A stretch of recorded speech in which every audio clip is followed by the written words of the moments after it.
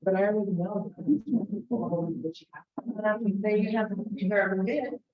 Well, yes, I rather just get worse and worse. You tell me your mind's going to see that is. We can have like 5 minutes. Yeah, great.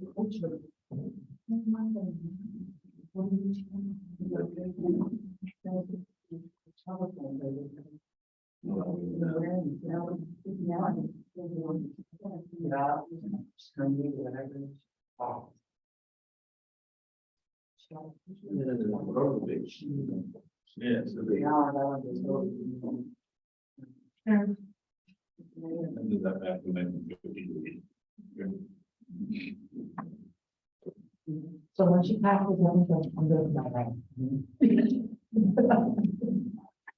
This is before. Yeah, that is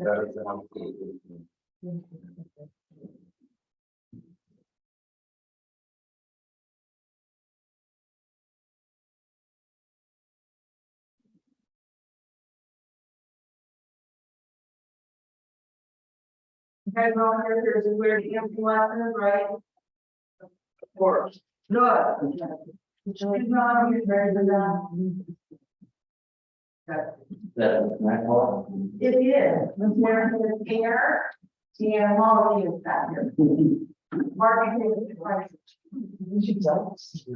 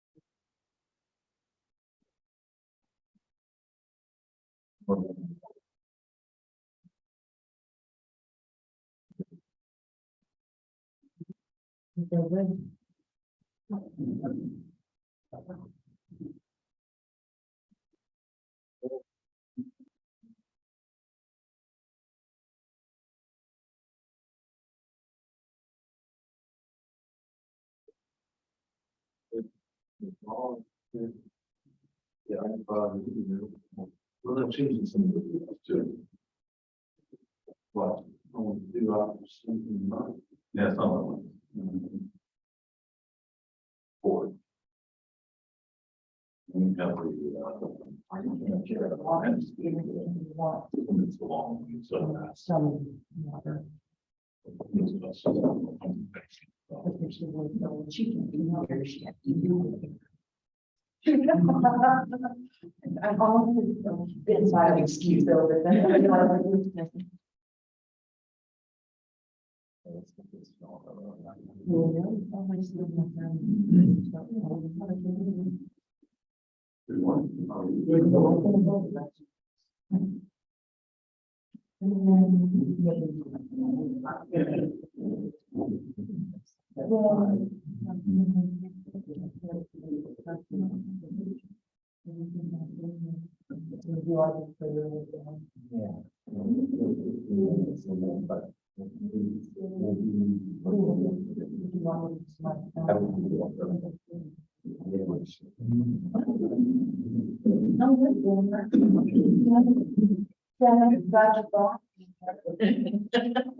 Us last week here, it's by the line. That's what they call her, and it was true. I know.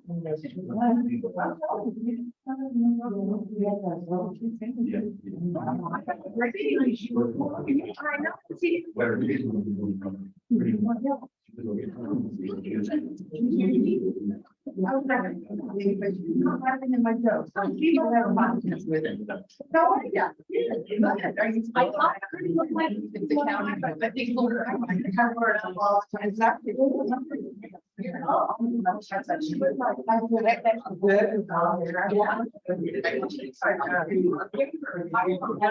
I stopped her. I don't get softer. That's what I understand. Yeah.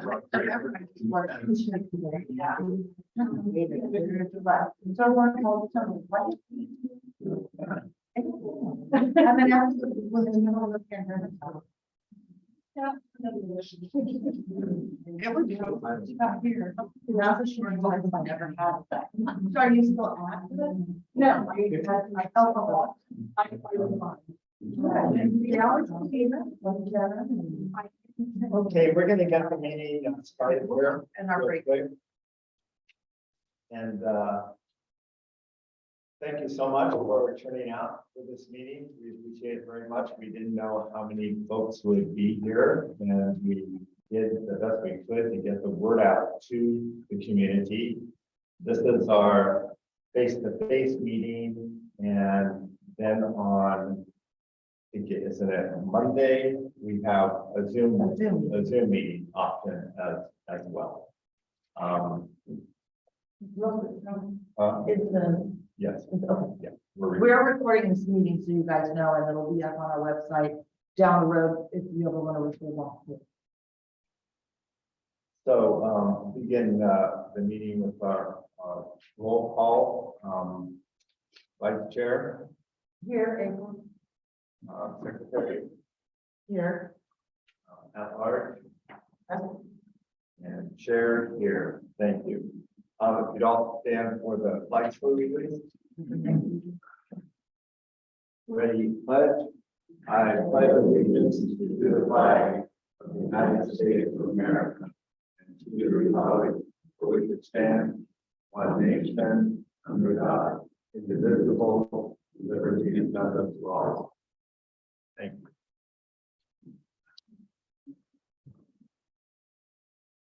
Mr. Leo, would you like to do a welcome? Sure. I'd like to welcome each and every one of you here to our community meeting on vacation rental for Oceano. And I'd like to start off by saying we are the Oceano Advisory Council. And for those of you that don't know, the Oceano Advisory Council is the council that is like a license with the county.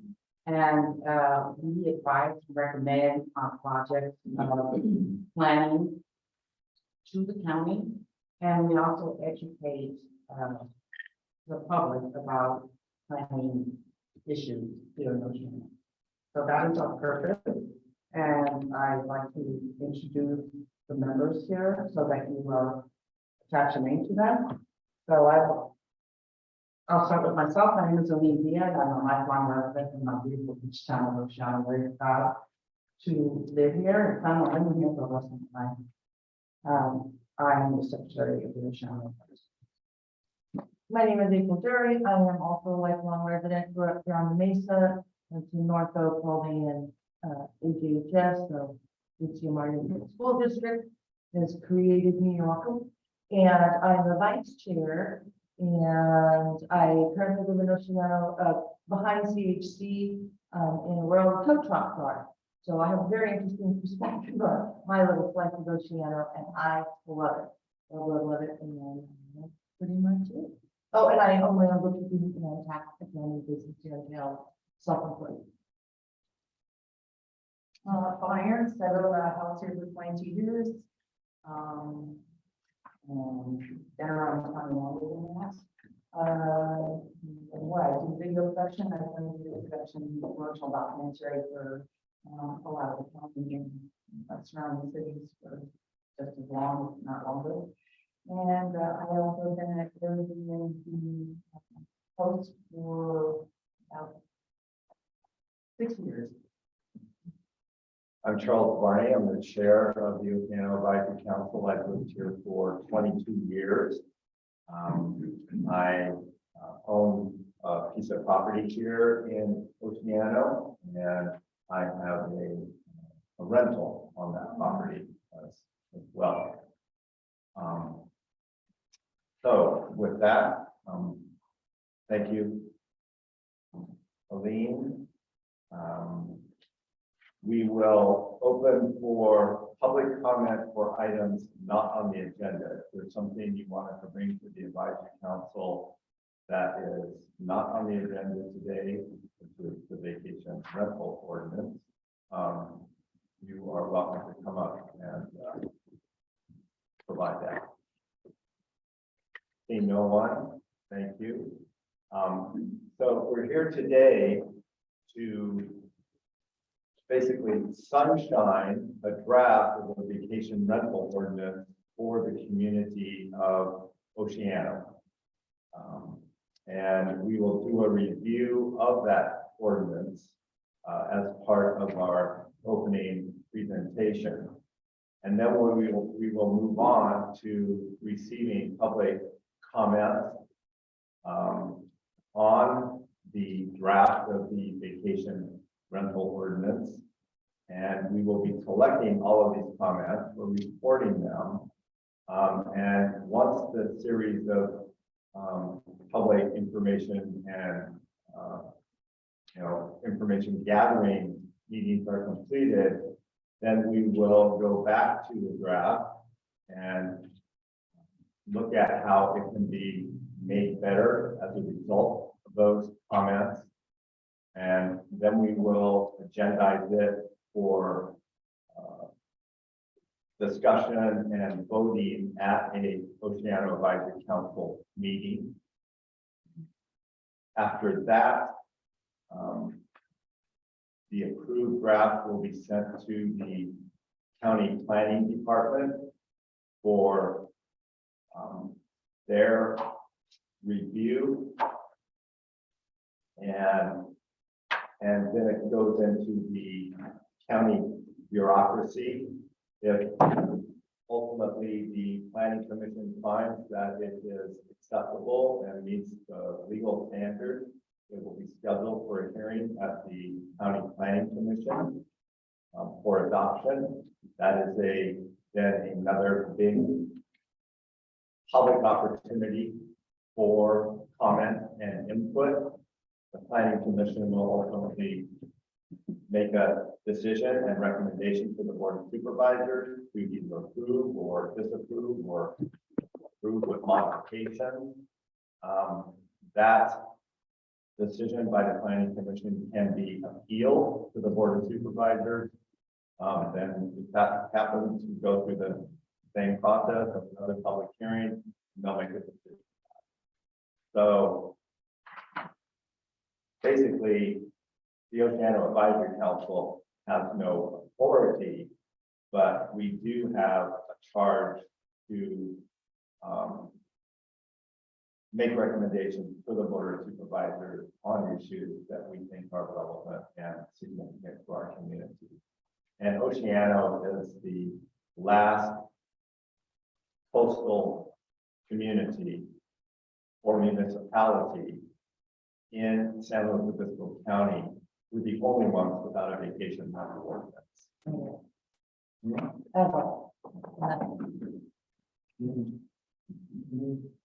And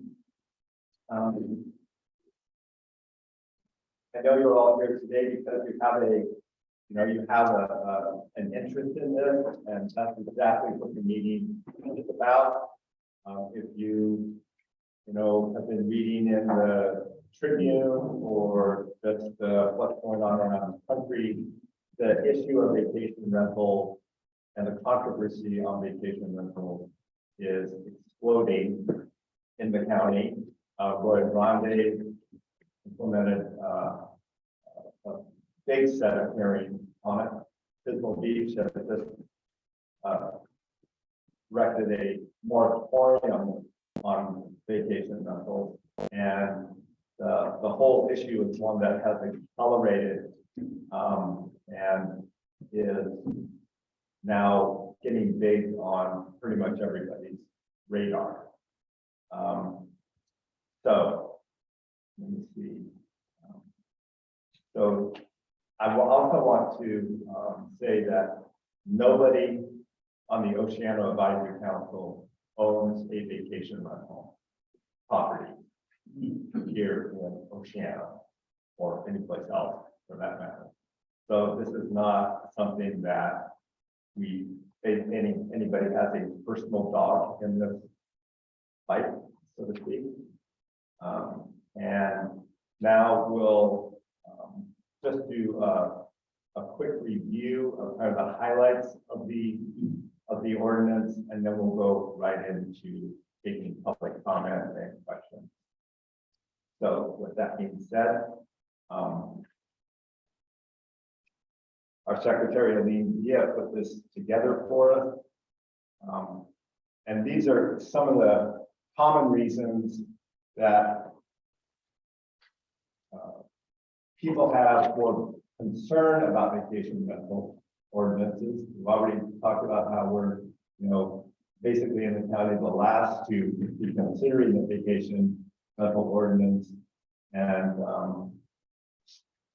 this ordinance would open up the regulation of the vacation rentals in the community to more community input and planning.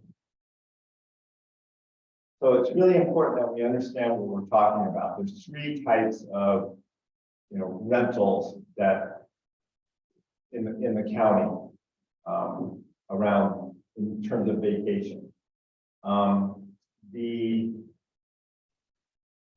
One of them,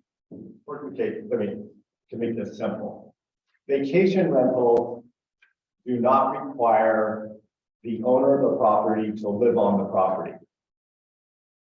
The other two kinds of rentals, Airbnb and homestays, require the property owner to live on the property. Yes. We'll Yeah. take, yeah. Yes, and we'll take your comments and we can answer your questions.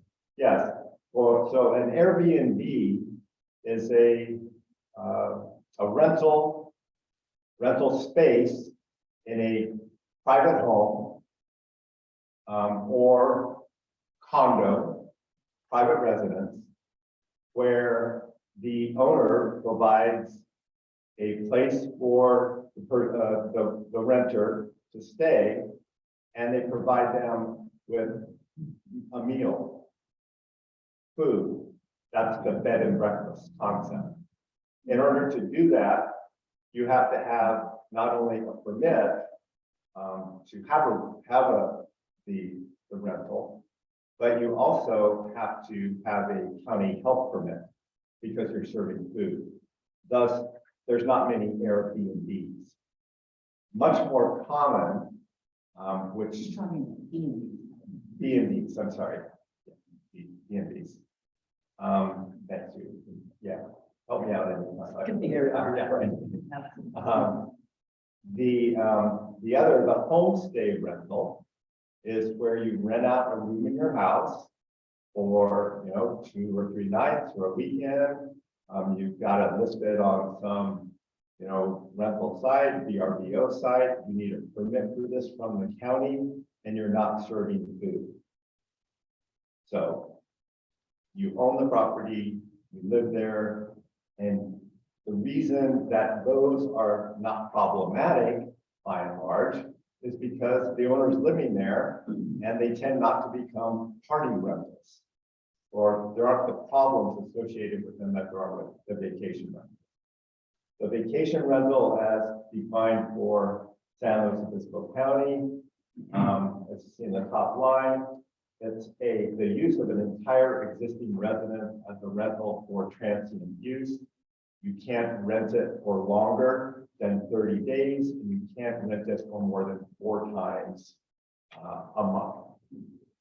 And that is the only issue, that is the only type of rental that we are addressing here today.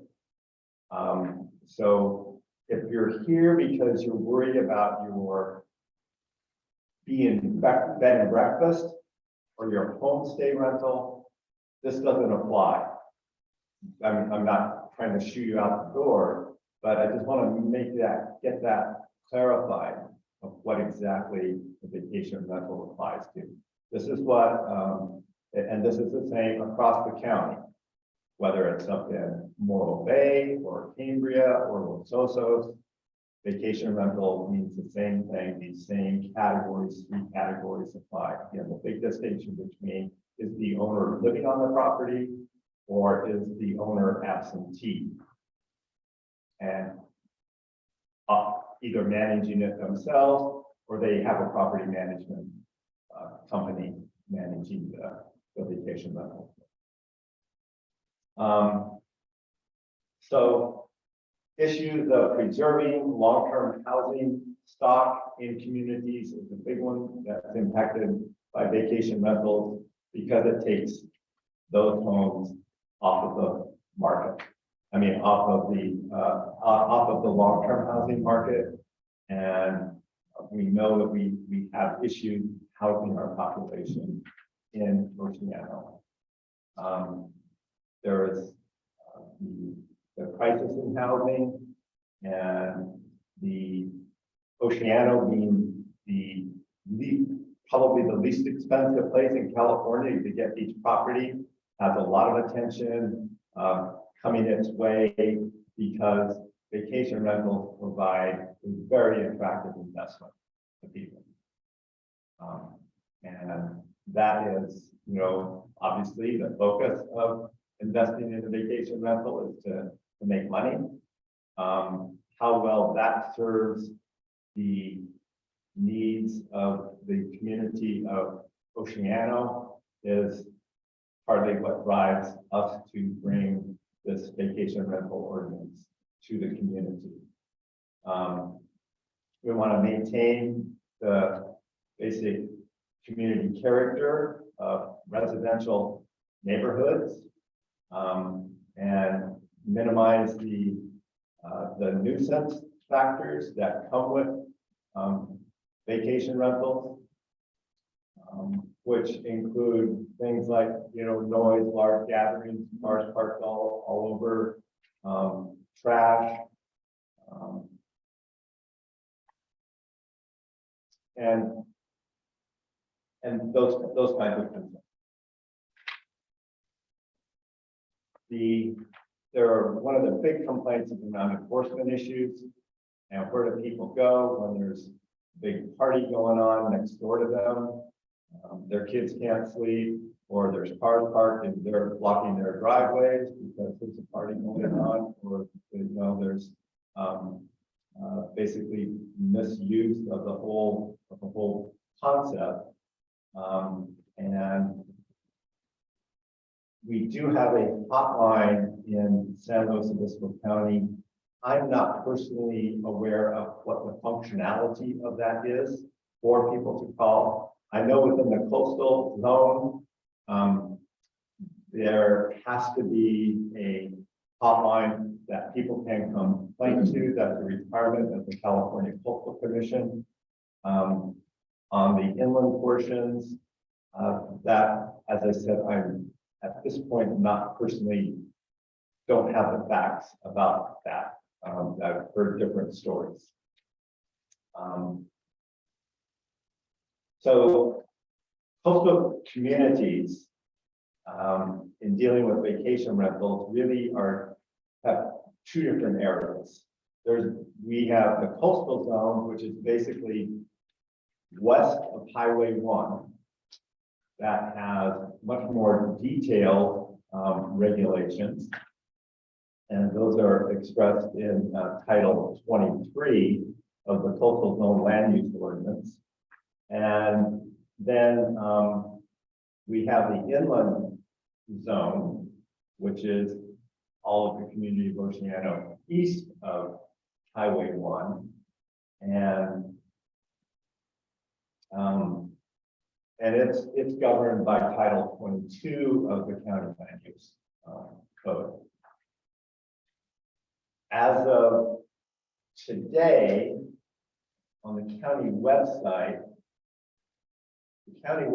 lists 86 vacation rentals in the coastal zone and 30 vacation rentals in the inland zone of Oceano.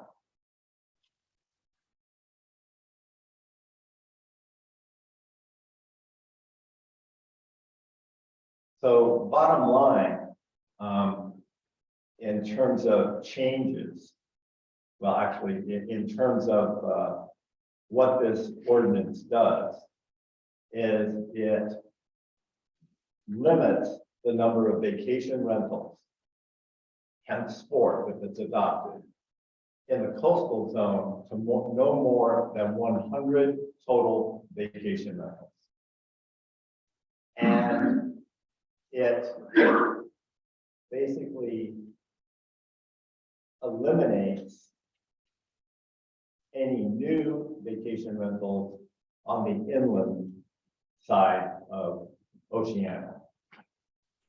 Remember, it's not eliminating Airbnbs, it's not eliminating homestays, it's not impacting folks who have a granny unit on their property that they rent out on a nightly basis or for 3 or 4 nights for homestays. It's only addressing the vacation rentals. And we have all of these regulations in detail on our website, plus a very interesting document done by a graduate student in the City and Regional Planning program at Cal Poly in 2020, which has a full analysis of vacation rental, the vacation rental in Oceano and across the county, and based on a number of interviews and has a number of appendices, and it's a great resource document for any of you who want to get a broader picture of the history and what's going on.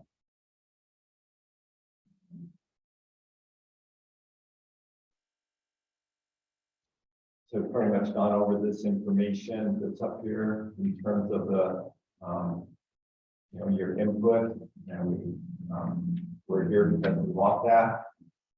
We want to find out what members of the community feel and think about it.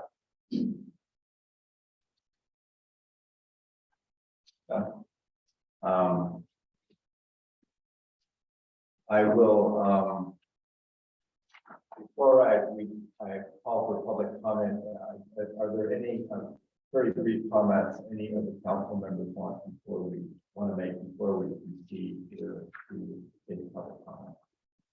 I have just a quick administrative, there's sign-up sheets if anybody wants to be notified that, we're having this in an upcoming OAC meeting.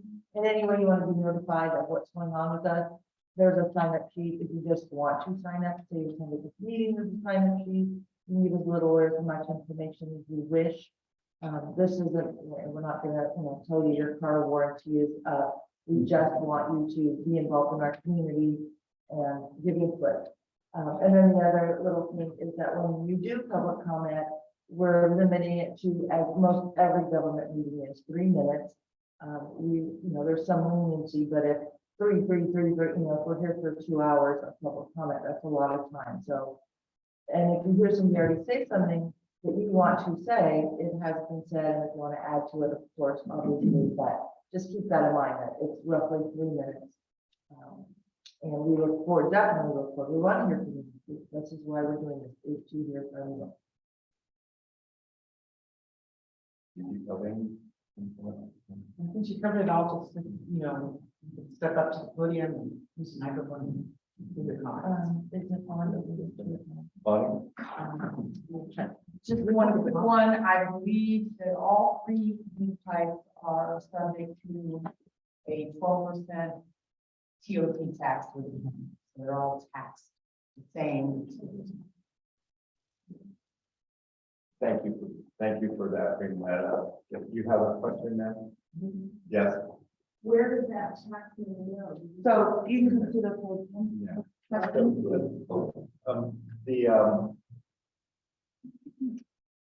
I also want to follow up on what April was sharing, that we post information on all upcoming meetings and hearings relevant to topics like this on our website. So that's another place that you can stay apprised of process of the progress. And I think that, so Matt, go ahead with your question and then we'll. Public comment. What? Are we wanting a back and forth with questions and? No, this is a question of clarification. Okay. So I just wanted to get this out of the way. So please go ahead. What happens to the money that's collected for these vacation rentals, goes to the county? I know, do we get any benefit from it? So the question is, what happens to transient occupancy tax monies collected by the county on vacation and on all of the three types of rentals here in Oceano? Where does it go and how much of it comes back to Oceano? Great question. The transient occupancy tax is a tax that's put on all vacation type rentals, whether they're short-term or longer term. Under 30 days. And it's about 12–13% of the cost. Not sure exactly. 12.5, and then I think about 9% of that goes directly to the county. And another percentage of that goes to a tourist board, and then another percentage of that goes to the CD. 2% goes to the local area fund, which is in Pomo and Oceano. A lot, in Pomo and Oceano. To be used for advertising to promote the area. Now, the question is where does that money go?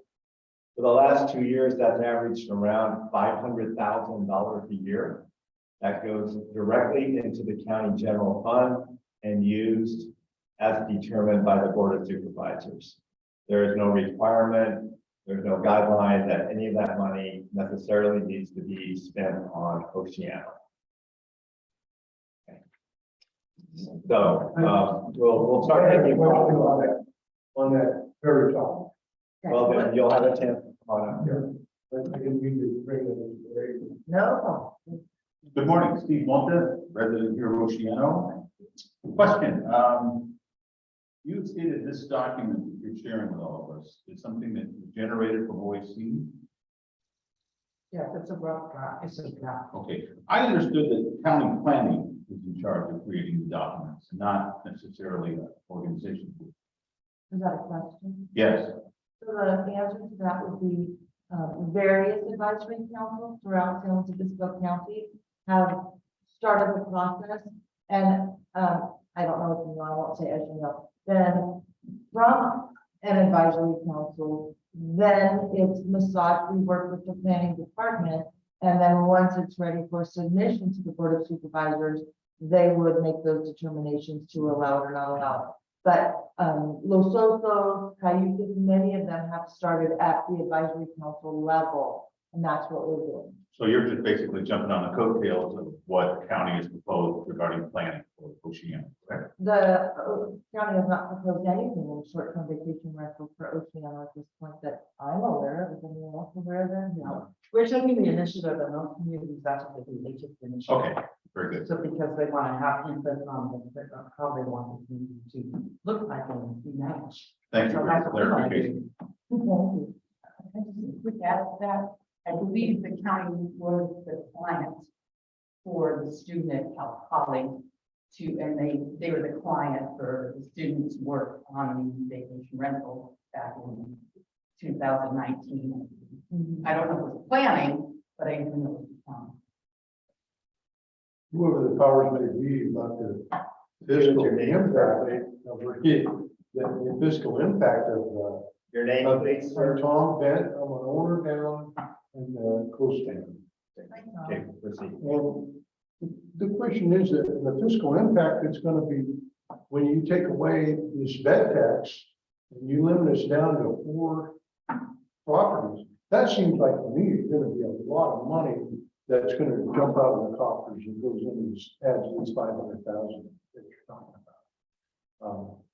Instead of bringing out 5 or 6 times a month, or maybe 7. This is all bed tax money. This is all money that you're not gonna get. You're limiting the amount of money that they're going to get into the coffers. Are you following what I'm saying? Okay, so I think they need to take a look at that and consider how much money they're not getting. Because of course, all the rest of us that do own houses are gonna be losing money, or we're gonna have to raise our, if we're $500 a night, we might have to raise the 6 to make up for all this extra money. I'm just a mom and pop guy. I bought this thing 10 years ago. I financed my house to do it. I'm not one of these investors who comes in and tries to make a lot of money. I'm not making any money. I'm building equity in my house that someday my wife and I will probably move into retire. So that's kind of where I'm at with this. I just kind of find that the way they stated this, that they're hedge fund people and stuff, I don't think that's true of a lot of these people. So we're just trying to get along like everybody else. So that's basically what I'm about right now. I'll have something later. Thank you. We didn't, if you'd like to stay there and not to respond to some of that, and other people may as well. If they want to go back, and we'll take a few minutes. I don't know if it was made clear enough, or if you understood the Well, part that I do have one. we could, We do pour a lot of money into the economy. I recognize that, so I Okay, think you that's go part ahead. of what you have. I use all local contractors. Thank you. We've got your comment, and you can give us you can take your seat, and we'll give a response to it. Okay, thank you very much. So to respond in case it wasn't made clear, this will not affect current properties. Tom, Yes, this will not affect current properties. If you currently have this, you're in. That it will not make you, it won't be taken away from you in any way. Whatever your future plans are with the current one that you have, none of that will change. This is from whenever this, if it's adopted moving forward, that's what it would affect. Everybody who's already in the system is grandfathered in. So when you're explaining your situation, I'm explaining that you actually don't have to be concerned about it. Because you would be grandfathered in as anybody moving forward. And as for the tax, we are not really getting the tax anyway in Oceano. It's going all over the county. If we bring in $100,000, if we bring in $1,000, we don't know that we're getting the I tax. understand. It goes into the big pie and the whole shade of the whole town. So they're the ones that are going to be a little peeved off of it. Okay, so they can be. Yeah, I've dealt with the tax company before. I know Okay, what thank they're you. talking about. Thank you. And they're very adamant about the money. Clerk, you're next. Good morning. My name is Sean Dawson. I'm a homeowner for Ronald Strand. First, I want to thank you for the service to the community. I appreciate the time that you spent. And I think everybody is aligned in wanting Oceano to be the great place that it is and continue to be a great place. I agree that vacation rental ordinance is long overdue. And I've reviewed the proposed ordinance, and there are parts of this that I agree with. In fact, I think it should be more broadly applied than to just vacation rentals. For example, noise and parking. That's a problem not just with vacation rentals. On my street, it's a problem with long-term rentals. And so to kind of target vacation rentals to say they are the source of all these problems, I think it's maybe a little bit misguided. I would like to see parts of this ordinance applied to the community at large. With regard to some of the statements in the document, the community need where it discusses the fact that when the dunes close to vehicular traffic, that's going to usher in a new tourist base. I think we need to think twice about that. The dunes are a destination for a lot of people. Personally, as an owner on Oceano, I would love if the traffic was gone off the beach. However, that is a big source of revenue for Oceano and for the county. I think that when the beach closes, those folks aren't going to have a reason to come here anymore. There's going to be a lot of small businesses, particularly on Pier Avenue, that are going to close or be hurt by the fact that those folks are going to be gone. if they do continue to come and just spend time on the beach, well, they're camping on the beach today, they're gonna need a place to stay. And limiting the number of nights that a vacation rental can be available is gonna just exacerbate that problem, I think. I think that the new business opportunities and lodging, food service will be expanded again. I think that we're going to see some small businesses in Oceano, particularly the ones on Pier Avenue, are going to suffer. If my home is only rented 4 times a month, there's going to be a lot of vacant nights in my home that people are not there spending money in the community, and particularly for folks who are staying on the Strand, they're spending money on the Strand. The long-term rental folks and the permanent residents on the Strand, they go to AG and Grover Beach to do their shopping. They're not spending money in Oceano. Maybe some, maybe they do go to the market every once in a while, but they're doing their big shops at Bonds. Not the case, with vacation rentals, they're wanting to stay near the beach. I think the idea that vacation rentals threaten the fabric of the community, I tend to disagree. I think it stabilizes the community. Again, I think that you don't have vacancy. I think if you limit the number of nights that vacation rental can be used, you're going to invite vagrants. It's going to invite homelessness. There's already a homeless problem on the Strand, and the more that you have houses sitting there unoccupied, I think the greater that problem will be. I think that when we say that vacation rentals have a potential for a deleterious effect on the adjacent full-time residents, that's a little bit of a strong statement. Deleterious means to cause harm or damage. I would love to see the data on vacation rentals having caused more harm or damage than any other resident anywhere in the community. I think probably if we look at crime stats for Oceano, vacation rental guests are going to be in the small minority of the crimes that are committed. There was a murder in Oceano across the street from my house. That was not a vacation rental problem. So again, I agree with a lot of what the ordinance has to say, but I think it's a little bit misguided in some areas, and I think should be reviewed, particularly with the idea that we're limiting only to 4 stays per month. I think that's a mistake. And the other thing that I have a little bit of a problem with is this idea that we're treating east and west of Highway 1 differently. I'm west of Highway 1, so I guess I don't have a dog in the hunt east of Highway 1. But if I did own a vacation rental east of Highway 1, and you told me that when I sell my house, or if for some reason I lose my permit, I can never get it back, I think that's a problem. On the west side, you're saying when I sell my home, the vacation permit can't follow my home. You've just taken value away from my home. That's one of the reasons that I bought the home that I purchased, because it had a vacation permit. So again, I agree with the previous speaker that I don't think that there are a lot of hedge funds owning vacation rentals out on the Strand. I think they are just guys like me and guys like him who are planning for their retirement and trying to find a way to build equity in something that they can move into. Thank you for your comment. Thank you very much. Okay, next speaker. Can I make a comment on that? Let's rather this. My name is Jim Gibbs. I'd like to know if the owners of the rentals put in their contracts on the amount of cars that the people that are coming to their places can have, and then the amount of water, how they use their water. There's 2 or 3 places on McCarthy that they wash the cars and run it out. And also there's 1 or 2 houses over there that have had as many as 8 to 10 cars for 1 unit.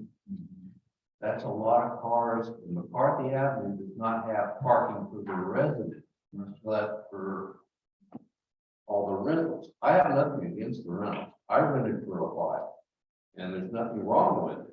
But they need to have guidelines as far as how many cars they have and how they use the water.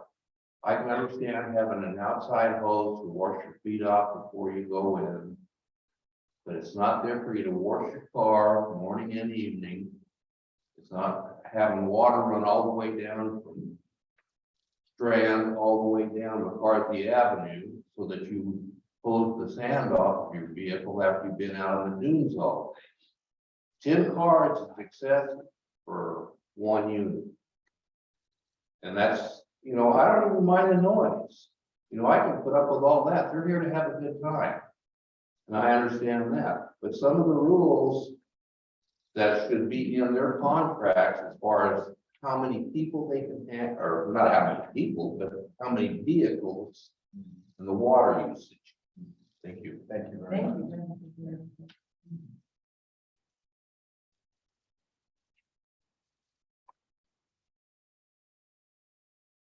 Joel Anderson, and I do have a vacation rental in the Strand area.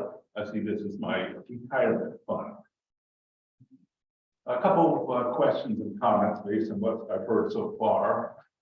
One is about the transient occupancy tax, 12.5%. Now, Cambria has set up a business improvement district to grab a fair amount of that money. Perhaps Oceano should consider that, especially for something along Pier Avenue. This is money that is available for local use, but we gotta grab it here. Otherwise, it goes to the county. So that's something the advisory council probably should look into. Another thing is about the limiting of 4 times a month.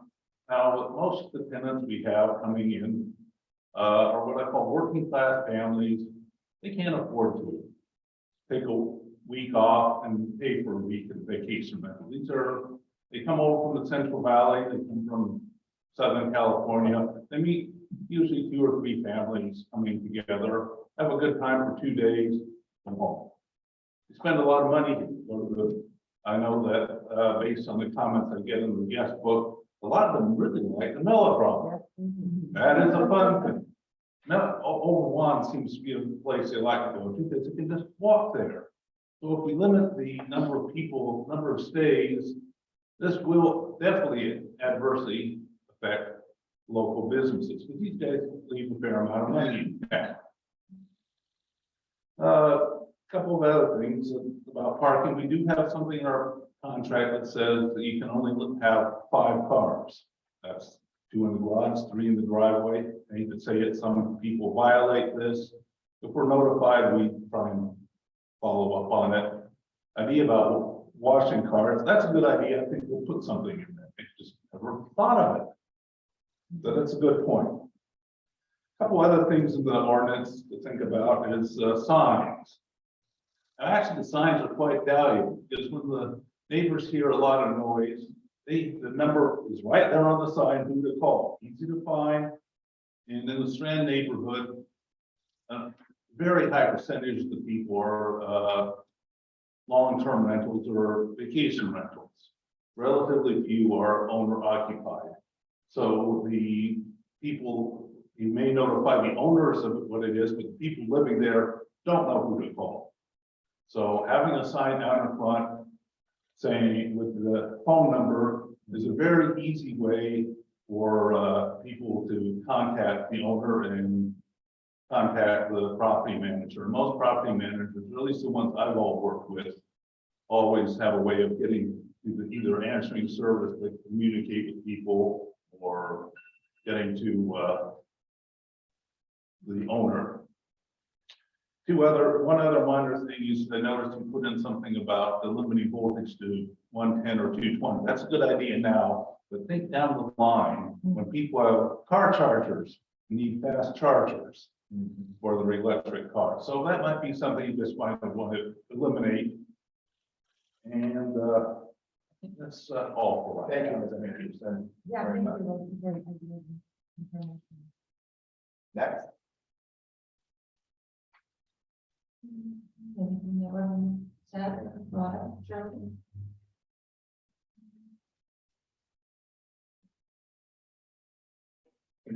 Hi, I'm Shirley Gibson, and I'm a director on the Oceano Community Services District, but I'm here today just as a member of the public. And my thought is that if this ordinance is to be adopted by the county, that it would be really beneficial to have the blessing and support of the county supervisor. So I'm sure you have the supervisor in the loop on this. And could you give us an idea of, the feelings of the supervisor? Thank you. So folks that, if you have something that you're concerned about that hasn't been already expressed, this is a good time for you to come on up and share it with us. If you're not comfortable with that, you can certainly send us a letter. Okay, good. Got somebody up there. And then you can send us an email, you can Right. call Always us, put it in mind. attend the meeting on Monday night. We all live here. Yes, sir. Welcome. What's your name? Gary Benton. I don't know a lot about politics. I don't. I've been working on rentals down there for many years right now. One thing I see is a lot of families coming together. A lot of families coming from miles around to be here. One of my questions I have is if the properties on Strand in Oceano are worth a lot of money and people, you're saying they're not selling because people are renting them out. If you took away all the rentals, then would the people really buy the houses just as a house? Would that not depreciate the property, considering the market is down 20% on sales of houses? Would that affect it? My next one is, why can't we take some of this money, $500,000, and put it into Oceano, create some parking? The biggest problem is parking. It's always been that way. I've been here since 1989. Oceano, I have to admit, you guys know, was a very sometimes sketchy place to walk. Now you see it everywhere. Families walking down the street, saying hi to people. We understand there's always going to be more. But lately, I've just seen a beautiful community being trying to close down from the cars on the beach, the fireworks, from big houses. We need to put more money into Oceano. We need to keep those money we get here, so it helps people that don't want the rental, it helps people that want the rentals. Again, I'm not much of a politician, but I just see the expressions in people's faces when they're working, when they've got some money, when they're coming into the house, when you're working together.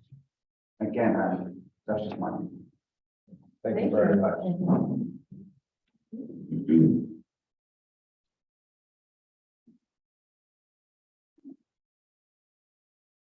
Hi, good morning. I'm Marcia Spinelli with Beachfront Holiday Property Management. So I want to tell you guys that I have a 24-hour answering service. Call at different hours of the day. If there's a problem with the property, I address it. I get 3 contact phone numbers for the guests, because we know some people don't answer their phones. So I try to be as diligent as we possibly can with noise reduction and problems. I've had multiple long-term people that live there call me and talk to me about problems, and they don't want to be notified, they don't want to be made aware that it was them calling to complain. So I'll call the police myself if I need to. So I'm very active on that. As far as car washing, my envelopes where they pick up keys say we're in a drought, so that they're aware to conserve water for our state, for our community. Basically I'm there 24/7. Charles, I'm known, respond to any call. We have that on the beach that, if you get a call and within half an hour, you have to respond. Doesn't matter if it's 2 in the afternoon or 2 in the morning, and I respond. So if you have any questions, please call me. I have a comment real quick. Thank you so much for being diligent. I hear not so often that there are really some problem properties in our community. Not a ton of them, but when it's your neighbor and it's a problem property, that's your home for comfort and happiness. And the goal is for every property to be like what you're saying you do. So thank you for doing that. Thank you on behalf of your neighbors and community and what you bring into the community and how it helps the community and how it makes rental, people who are visiting our community happy. Thank you for being that good part of the vacation rental. Thank you. We have an age restriction, so that parties are not happening. Everything in my contract lets them know if they have a party, they're gonna be evicted. I have evicted people on that day. So call me. If you're having a problem, please call me. Thank you so much. Okay, would anybody else like to comment? Yes, sir. Hi, I'm Glenn Black. I'm currently in escrow on a property on the Strand. And I'm considering whether or not if this ordinance takes effect, I'm seriously considering canceling my escrow, possibly losing my deposit. And the reason I was interested in applying for a short-term rental was to supplement my mortgage payment. But if this ordinance is enacted, is there a moratorium on applications at this time for short-term rental? I mean, should I cancel my? Okay.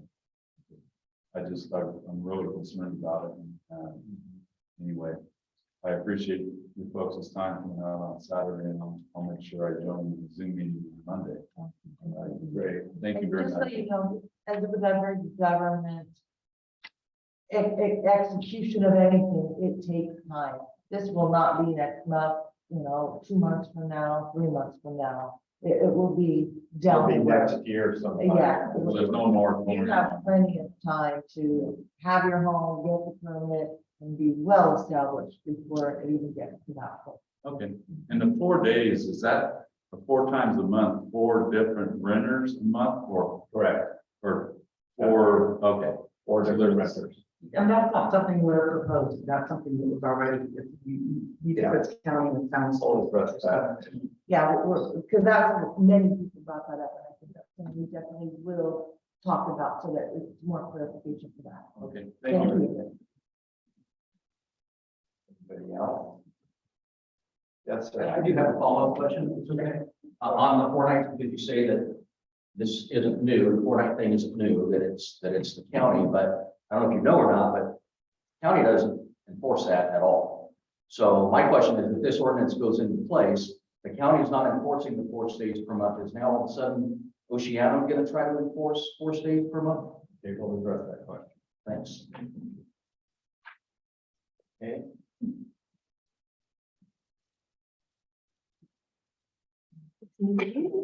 Judy Peters. I live on the Cardin full time, been here 9 years, 10 years. My only concern is on McCarthy Avenue, the last 4 houses that have sold converted to or short-term rental. And I know the kids is coming up, and that's his intention. I know of 2 other ones. I have a vacant lot on one side of me, and I've already been told by the builder that people that buy it are probably going to be very into it. I think there should be a limit on each street. I mean, I don't know what else to say. I'm just, That's something I'll definitely address. there's got to be a limit. I mean, the tuition is out. And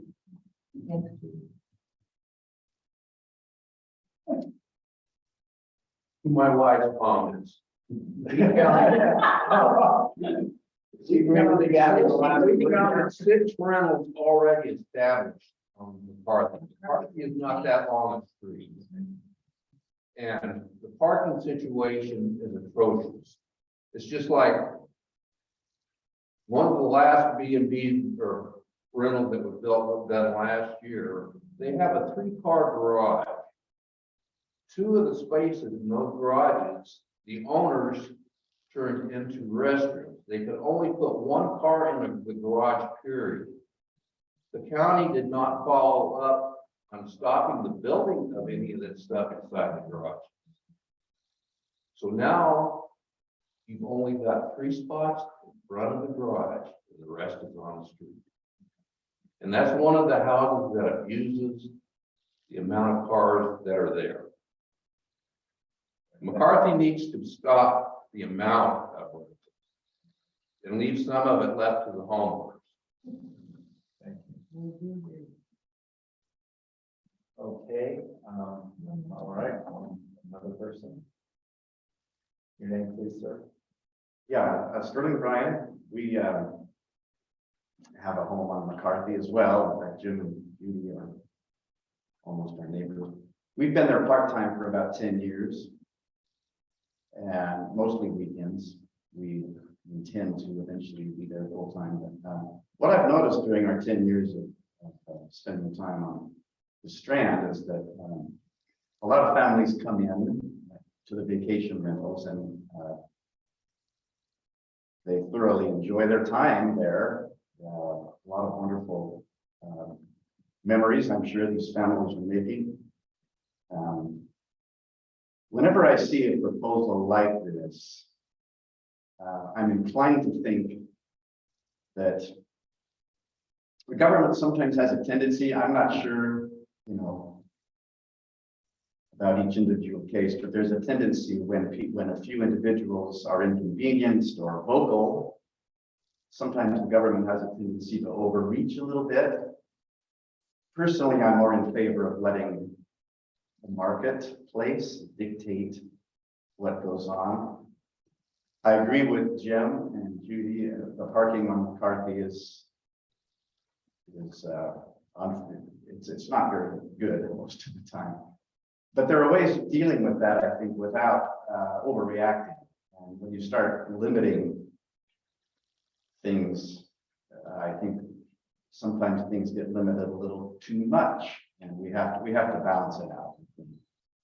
And my own opinion is, let the marketplace dictate for the most part, and you can have guidelines with regard to parking, even with regard to water use, that are hopefully enforced one way or the other. But we've already heard from representatives from the property management sector, and those things can be normally dealt with if there's enough communication. That's been my experience at least. So thank you for listening. Absolutely, thank you.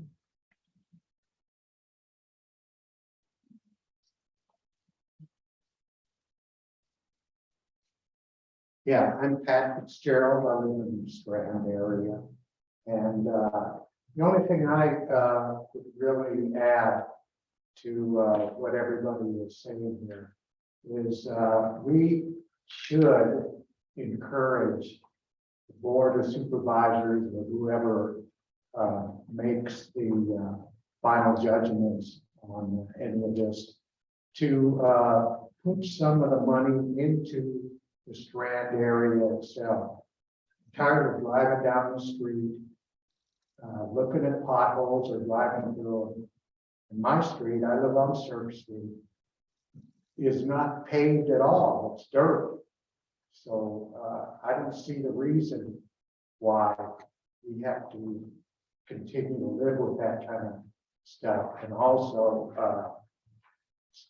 somebody's already mentioned the noise and that kind of stuff that is not reported or should be reported to authorities. I've called quite a few times myself on just craziness going on. But people come here and think, well, I'm just going to be here for a few days so I can go nuts, And that's not a good way for a person that's living here any time to be dealt with. Anyway, thank you. Can I ask a quick question? When you said you called for issues, Yeah, have you called whatever property management company, or have you called like the sheriff's office? I usually call the sheriff's office. I don't know the property. You don't know, okay, and that's something that we want Right. to get in. Right. Thank you for that presentation. Can I add something really quick to that? Well, it helps for us all here. Okay, so if I get the call while it's happening, it's a lot easier than if I get the call on Monday, once the people left. I can't do anything about it. There's no reprimanding. I mean, you can't slap your hand and say you were a bad kid this week. No, sir. If I get the call while it's happening, I take action. Please call me. My signs are on pretty much all my houses. Thank you for that. Appreciate it. I think that's definitely an issue for the community. Okay, I think that we'll close public hearing now. I must say that I'm actually, feel a bit rewarded that the signs I posted on on the telephone poles out in the Strand area, definitely got some attention here. I think your area is well represented, as it should be, because it's the most intense vacation rental in our community. We're going to seek to address have some response back to the basic topic areas, but we're not going to figure out all of these issues today here in this room. We need to take this back. We need to digest all the information and see where we want to go with it. And I'd like to just make the observation before we go around to other council members that what I hear, and I'm not sure, if you heard the same thing I did in terms of kind of the general concerns were, for me, kind of what I heard was kind of divided between like the actual, well, the number of vacation rentals and, taking away my vacation rental or adding new burdens on my vacation rental is, I heard that from folks. I also heard a lot about enforcement issues. And that is certainly tied in with this. And as I mentioned when we opened the meeting, Pismo Beach, Arroyo Grande, communities all around the county are having big issues with enforcement. If you live in a city, that's the city's responsibility. But we live in unincorporated area, and mom and dad are the board of supervisors when it comes to who you're going to call to kick the other people's your siblings' butts, right? And so this is a larger collective issue across the county that we're experiencing in our way here, the same way folks experience it up on Los Osos, in Cambria, and I think that the board of supervisors have been hearing about this. I know that they have. As we know, the board of supervisors is going to have some change. We're not sure about how much, but so we'll look to see what the composition of the new board is. We'll know in later November what that is, and then it may behoove all of us to across the county that are concerned about the lack of enforcement to move forward. I want to make one other comment on the content of the document that we have proposed and that we have copies over there and it's on the website. We've tried to make it as available as possible. We did not sit down with a blank piece of paper and write this up. We went into the existing Title 22 code in the county general plan and the Title 23 code. So I think as I'm sorry, is it Mr. Anderson? Me? Yes, Mr. Johnson. Mr. Johnson. The questions that you brought up about like the limitation on 4 times. That's not our rule. That's in the book. And if you're renting your place out 8 times, you're in violation of the county code. And so that becomes an issue of enforcement.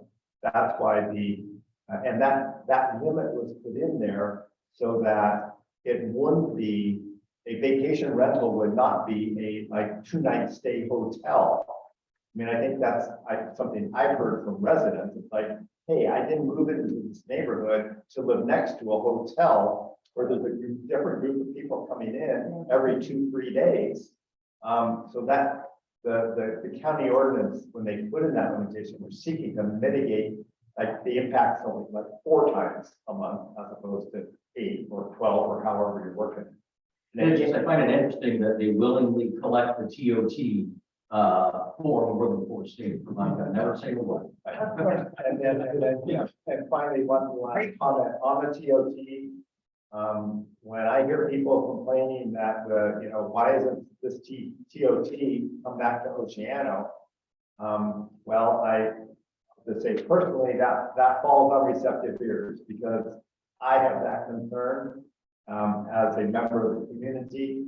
And I think it's a very essential one that we need to bring with a clear voice to the Board of Supervisors. And I'll tell you, we're not alone. Ocean Advisory Council across the county feel the same thing, that we end up being a cash cow, but we're not getting a whole lot back. Okay. So I know my colleagues here have probably responses that they would like to make and some of your comments. I'll start with Bonnie. Do you have any particular issues that you wanted to? I don't, I just wanted to clarify the one night stay thing, that was already done, and grandfathering in is already, part of the deal, and it's not gonna happen overnight, it's not gonna happen this year. So I just thank everybody for being here. It's great to see everybody and meet people and see people I have never met and hear what's going on, and I think you all have some great comments and great ideas, so thanks for showing up. That's all I have. Thank you, Elaine. Yeah, I would also like to thank each and every one of you for taking the time on your Saturday and all the strength and coming.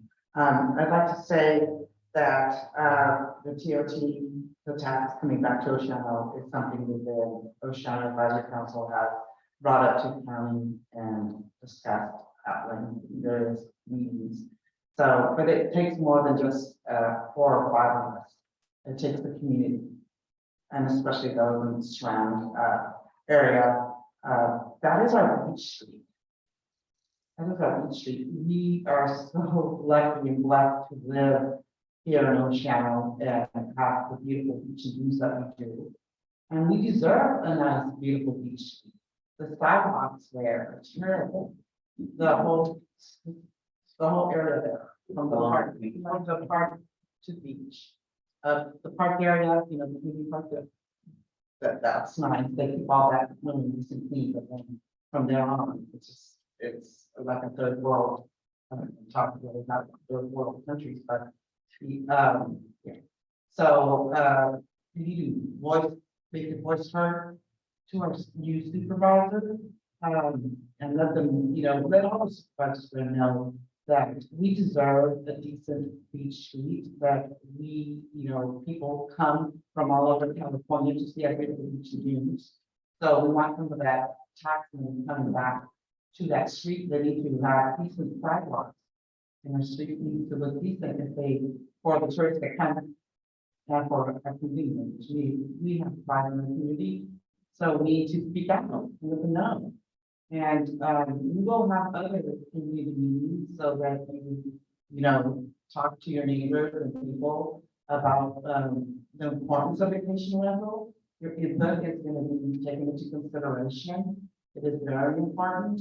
We want to preserve the ones that we do have here, and just our neighborhoods and the community to maintain its beautiful character. So please do give your input at a supervisor level and attend some of our meetings, give us input.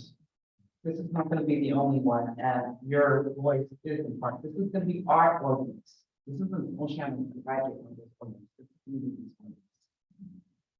ordinance. I'd just like to make a quick addition to the concept of sidewalks in Oceano, which are a big, have historically been an issue in our community, because really when you talk about sidewalks, you're talking about flood control, and flooding has been an issue in our community for decades. We're also talking about safe routes to schools. We're talking about safe routes to parks, to recreation. And isn't it ironic that in this beach community, I'll just go back to 1950. So in the last 72 years, we still do not have a sidewalk that people who live in Oceano can use to walk to their beach. There is no way safe route to the beach for our community. Now, I mean, how long do we need to wait, for somebody to step up to that? I mean, and I won't belabor this, but I mean, first it starts with, there hasn't been a crosswalk on Highway 1 in the history of it in Oceano. Like the pedestrian control sign, crosswalks where you step up, you press the button, the lights start flashing, and you know that you and your kids can get across the street, hopefully. Well, we don't have that. And then you can walk up here and cross the street and then get over the overpass, but there's no sidewalk to get down the other side of the overpass. There's no sidewalk, complete sidewalk up here Avenue. So there's a whole lot of stuff going on. We're focused in today on this specific vacation rental ordinance. But kind of like, you scratch this piece of the elephant and you get reactions over here. So I'm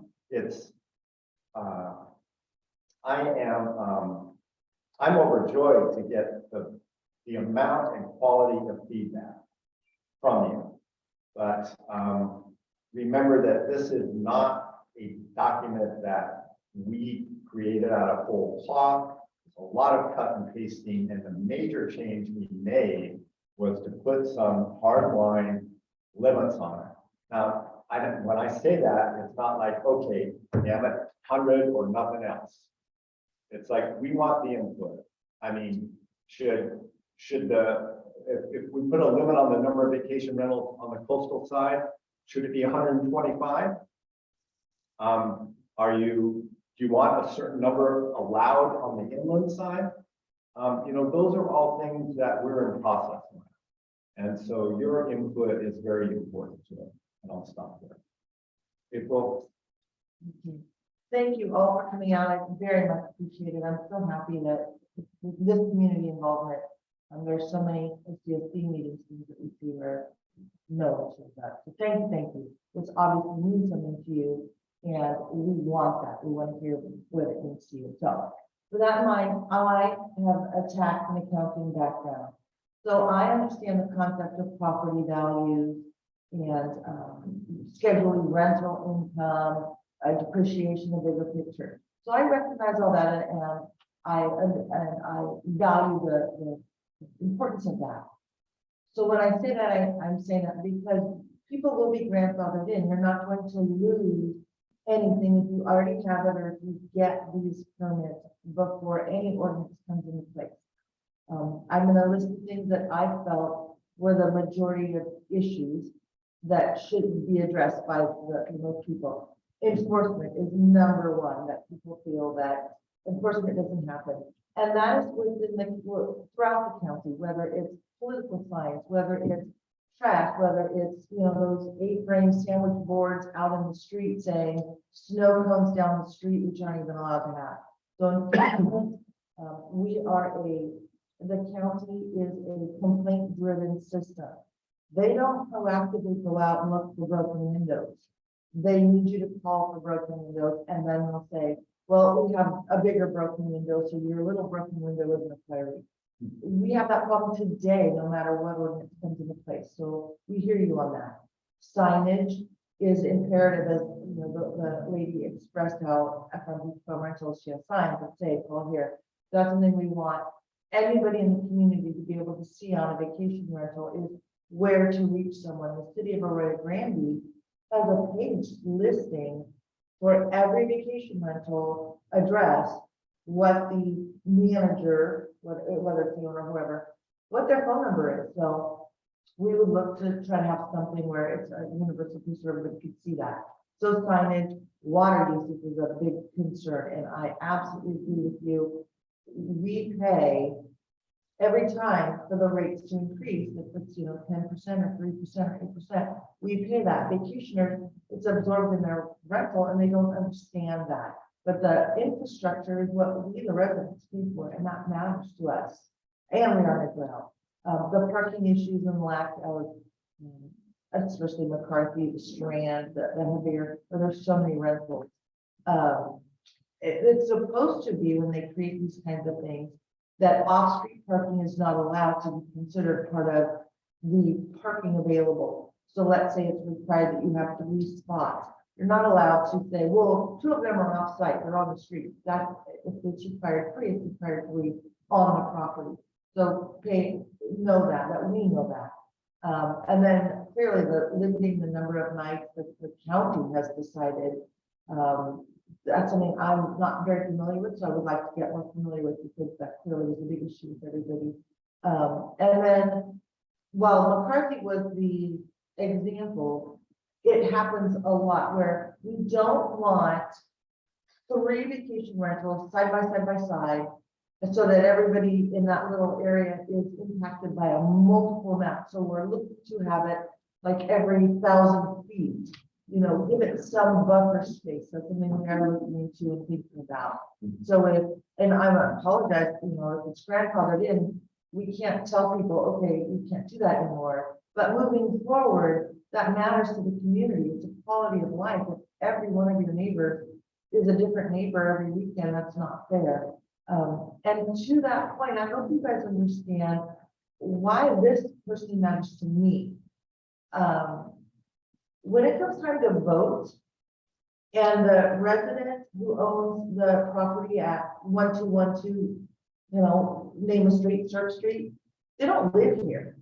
This is their vacation home and they rent out to be able to afford this vacation home so that in 20 years they can retire here. In the meantime, they're not voting for our local issues. They're not representing anything when it comes to the OCSD raising our water rates or the 5 Cities Fire Authority and whether we're a part of that JPA. We lose all that community connection when everybody's having vacation rentals as property, you know, income sources. So that's a silent way this impacts us that most people don't understand or realize. So when we have low voter turnout, it's not so much of our, you know, we have 130 rentals, people don't even live here, they're not voting. So that's something I care about. And I think that it matters to the community.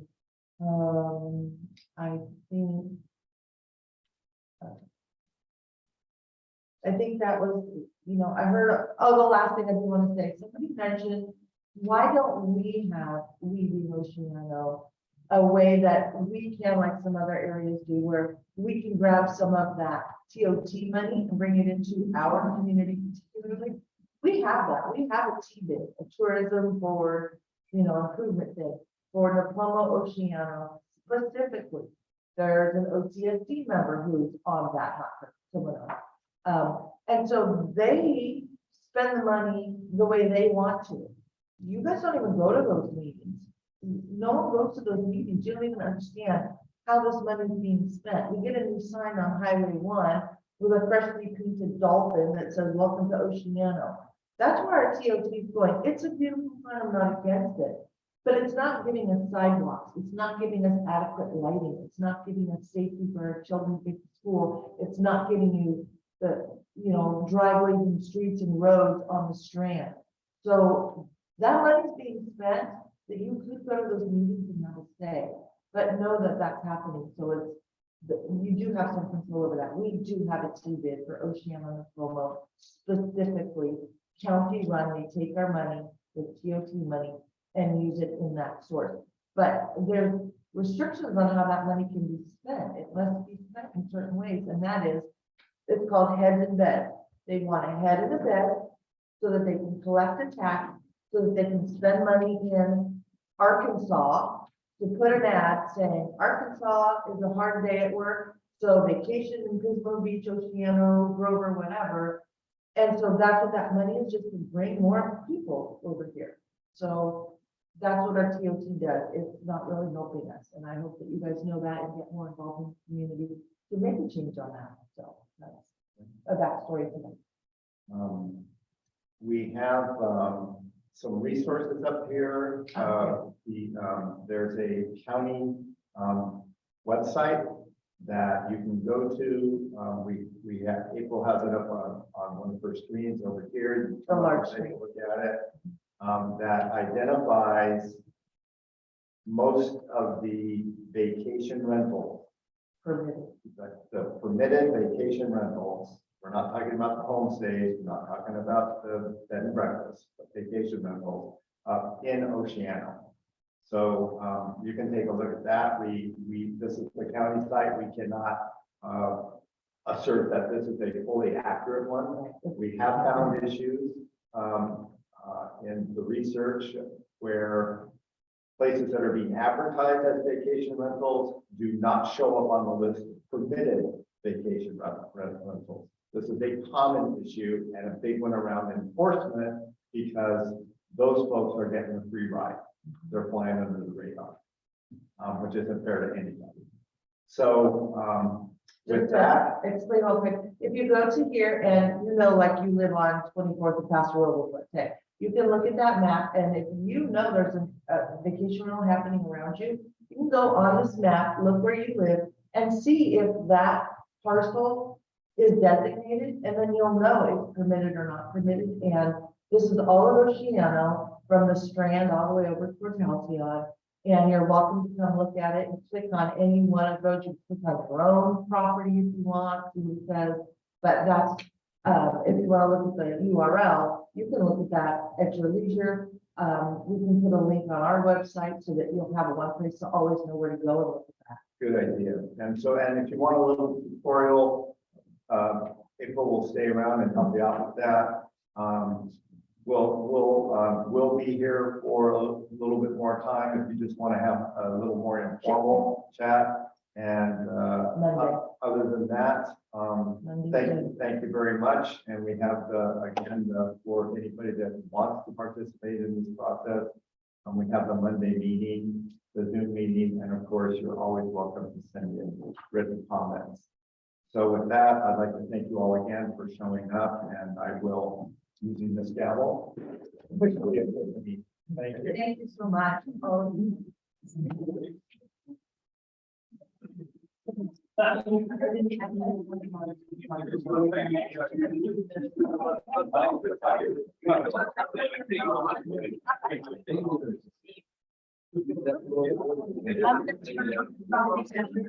think. A copy of it.